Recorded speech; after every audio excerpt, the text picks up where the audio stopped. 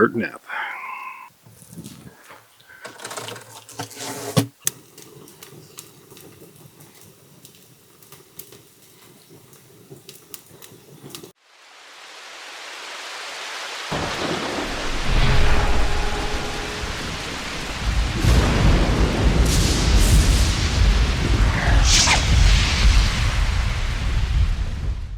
All right, it's that time again, time for the solo overnighter in the woods.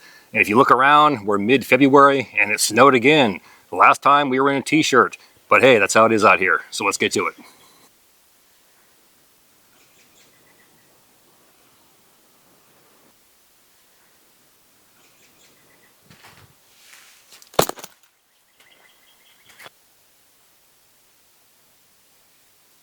So here we go. This is the video I was trying to shoot last week, but we had a bad camera. I was supposed to shoot 3 videos this week, but the camera didn't show up until Thursday night, so it was kind of put everything on hold.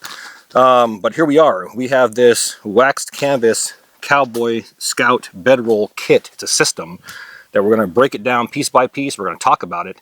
They're actually going to camp in it. Now mine is used. It's used a lot. I've actually tested this thing out 3 times in different configurations and it works out well. So like I mentioned, this is a kit. You can buy this entire shelter system by itself as is, or you can buy it piece by piece. So on here we have our straps. You can purchase that individually. Like I said, we're going to simply just undo these at the bottom here, loosen them up, and I'm going to slide it off. I'm going to slide this entire thing off of here. And there we go.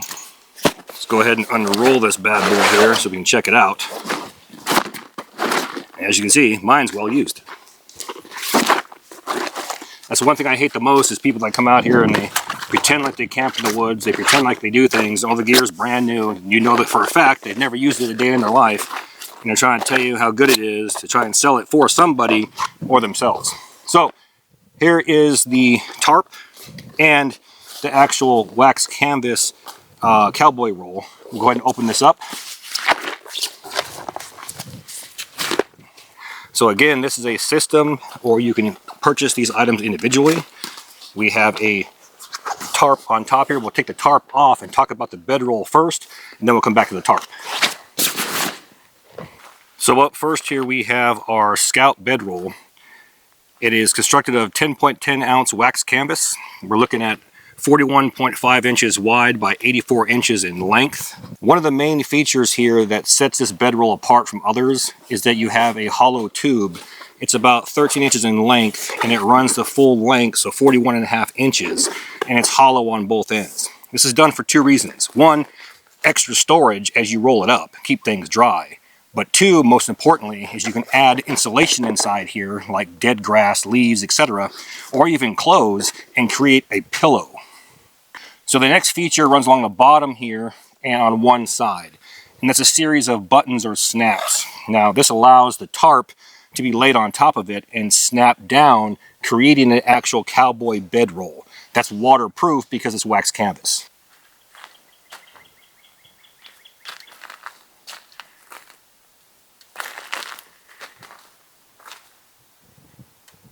Now me being 6'1", 225, I'm laying on here. I have more than enough room to roll around. My head is actually where the pillow would be at, and I still have plenty of room at the bottom. And if you think about this, you can actually fit 2 people on here as you would in a full mattress, or just 1 person with more than enough room, like I said, to move around. So that was well thought out. Very worst case, this wax canvas can be used as what? A ground cloth. There's no insulation, and we'll talk about that here in a minute. Those that claim to just throw a bedroll down and lay on it, well, it's about 31 degrees Fahrenheit out here. Me laying on this, I can feel the cold transferring from the ground through this into my skin. You're not going to get a good night's sleep. In fact, conduction, which we learned a few weeks ago, is going to suck that body heat right off of you, causing you to become cold and hypothermic. So you'll want to put some kind of insulation underneath this, or put some type of insulated padding on top. But it will work perfect to keep you out of the mud, as I mentioned, in a ground cloth. First thing you notice right off the bat is the tarp is longer than the Scout bedroll. And that's a good thing, because using it as a cowboy roll and say light rain started or snow, you can grab it, pull it over your face and not worry about getting wet. Or using it as an actual tarp over top of your bedroll. It's longer than your body, so the chances of getting wet are greatly reduced. A couple of features on here. You have 6 of these industrial sewed loops at the corner here. There's 1. And there's 2 there, and then you have a total of 3 going up the sides. And in addition to that, you have your snaps as well. Imagine having a thermarest pad here or leaves underneath, wool blanket wrapped around me. You can block the wind, light rains. I can lay right here where the pillow would be at. Pull the entire tarp over my body. Have a small air hole here to vent, but you get the picture. The fact that it was thought out and you can do different configurations with this is a turn on for me. Most companies, they get excited, they're, oh, we're R&D in this, we got this so-and-so, it can do all these things. But when you start looking at it, if you're limited and only can do one of those things at a time, but it does all these things, that means there was very little thought process that went into it. So this right here is a ground pad. It's a Cowboy bedroll. It's an individual tarp. Now you have a shelter system. So lastly, before I forget, the dimensions are the same width. It's 41.5, but it's 7 foot 10 inches in length. Now before we get started, let's talk about weight. Combined, both those pieces and the straps, you're looking at a little over 4 pounds. Now someone's gonna say, 4 pounds, that's excessive, get a rope. Well, it's wax canvas. It's not oilskin. It's not sil nylon. It's not meant for ultralight camping. It's a Cowboy bedroll that can be thrown in your vehicle, slung over your shoulder, put on a horse, a mule, things like that. Side by side. That's what it's for, okay? Adding a 2.5 pound blanket to that, you're looking at 6 pounds. That's what's going to happen. And you have to approach it with that, okay? With that mindset.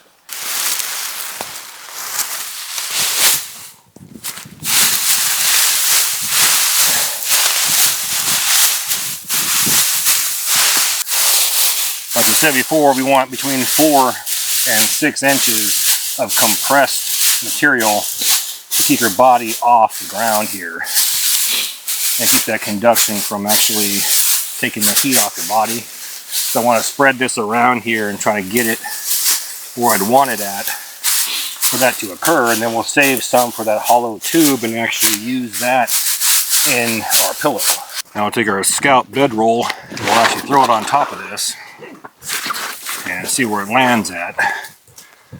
There we go. We'll go ahead and open our hollow tube up here. And we'll just insert all of this stuff inside here.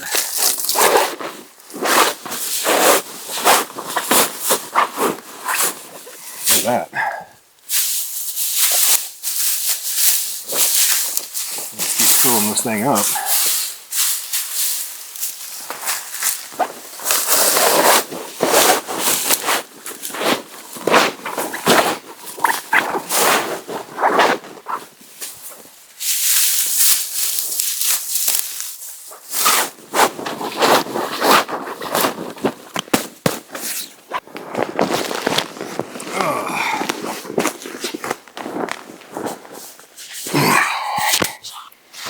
Yeah, I'll tell you what, I can do this. Get you all in a few. Dirt nap. I'm gonna lay this on top, and then I'm gonna stake it out into lean-to configuration over top of us. And that should work out in between these trees right here. I'm gonna stake out this corner right here. Pull it tight and stake out the back corner.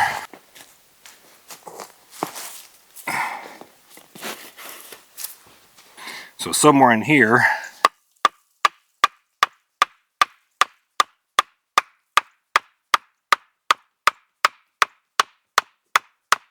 we'll make a loop. We're going to come out of the hole, go around the tree, and then back inside the hole again. And we're going to pinch these two here and pull. There we go. Make a loop.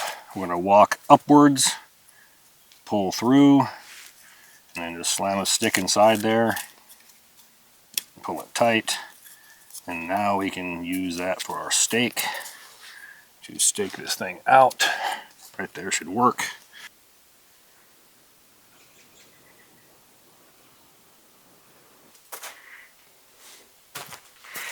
So put a fire right here somewhere.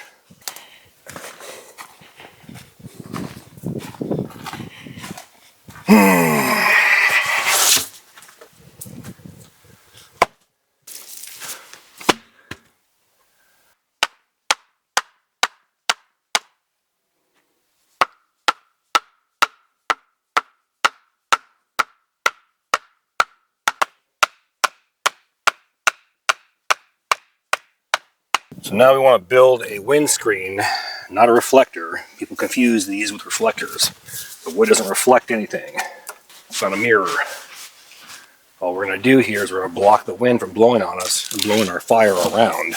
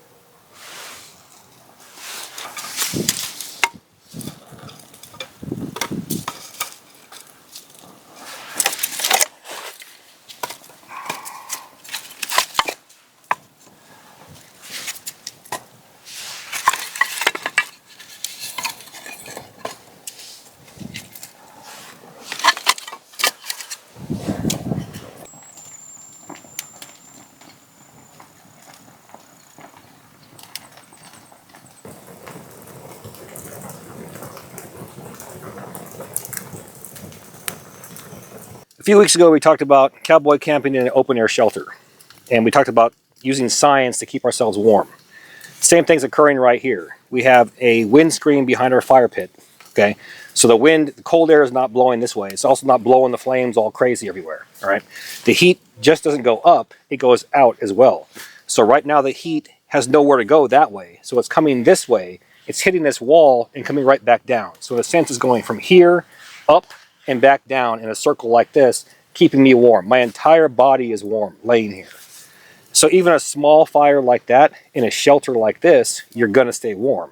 Now imagine a 4-foot long fire. It'd probably be so hot it'd burn you out of here.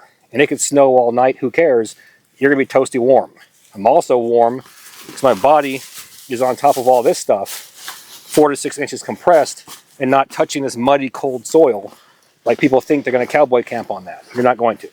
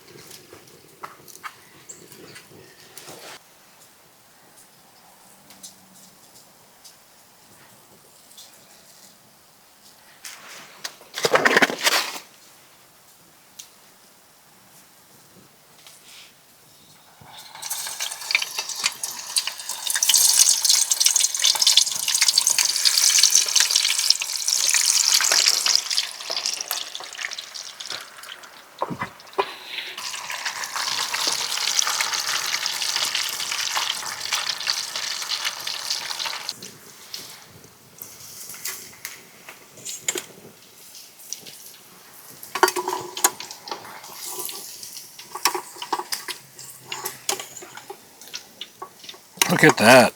Oh yeah.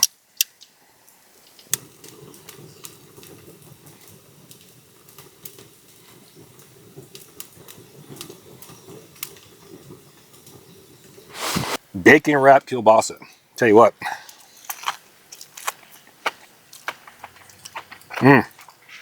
The bacon's crunchy.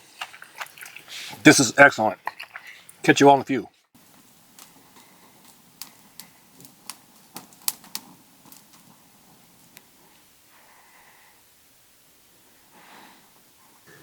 And that's what we're talking about. If you're going to cowboy camp, you do it in style. Very little effort on my end.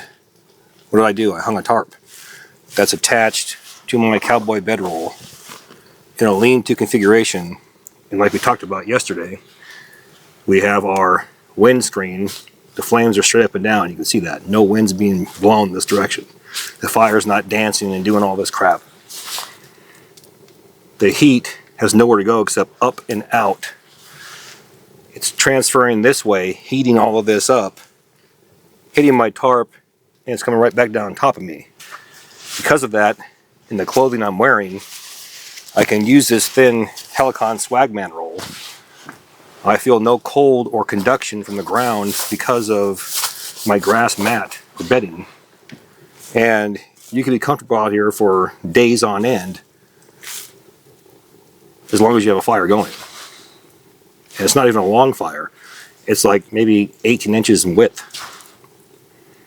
Those two logs there are just holding the coals in the center. So something like this, it's worth looking into. Once again, it's from Campcraft Outdoors. It's their Scout bedroll kit or bedroll system. And you can buy these pieces individually or as one actual kit. And the Campcraft Outdoors link is inside my video description box. So check that out.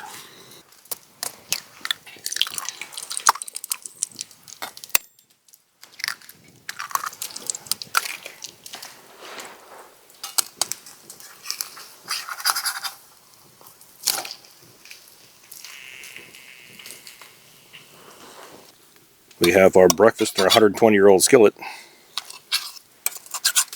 And what does that mean? It means the Etsy store is open. I keep talking about it. The zip hoodies are still in there, which we sold over 1,000, so I appreciate the business. By mid-March, somewhere in there, maybe end of March, we're going to pull those out of there because it's going to be springtime, summertime, and most aren't going to want to wear those. So if you don't have one and you plan on getting one, you might want to grab them. Those that are waiting on your orders, they're shipping this week. The first 2-3 batches are shipping this week, and then the next 3 to 4 batches are going to ship the following week. And real quick on that, they ship in the order received. So when you get it and it says on there a ship date or ship by date, and you contact me 2 days later and say, "Where's it at?" I'm going to say, refer to your ship date, because it actually shows you on there your shipping date. So the only time you need to worry about it is if it's gone 2-3 days past that and you've heard nothing. That means your post office probably lost it and you might want to contact them. But what do we have inside of our Etsy shop this week? We have our cold handle skillets. We have hat patches, bag patches. We have universal patches. We have our meat forks, strikers, regular forks, pullover hoodies, and zip hoodies. So check that out. That link is inside my video description box.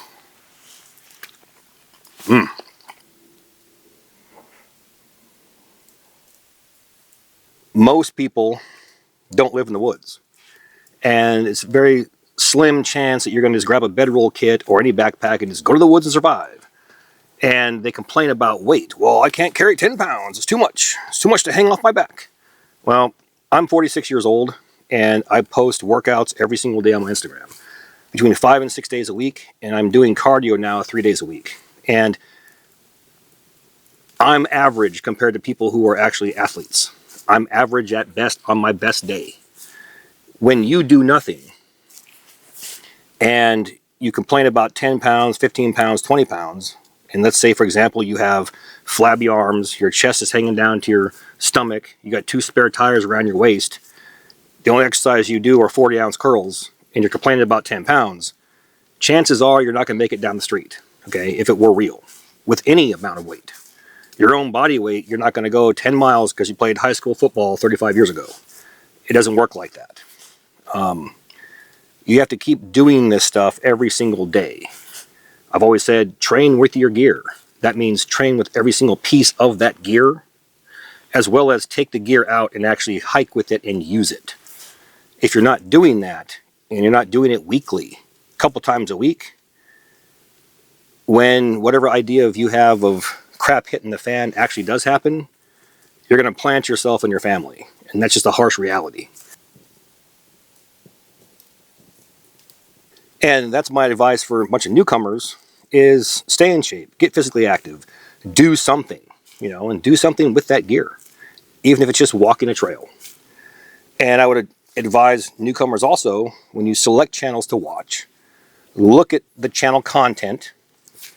Are they all about the outdoors? Do they trash talk other people?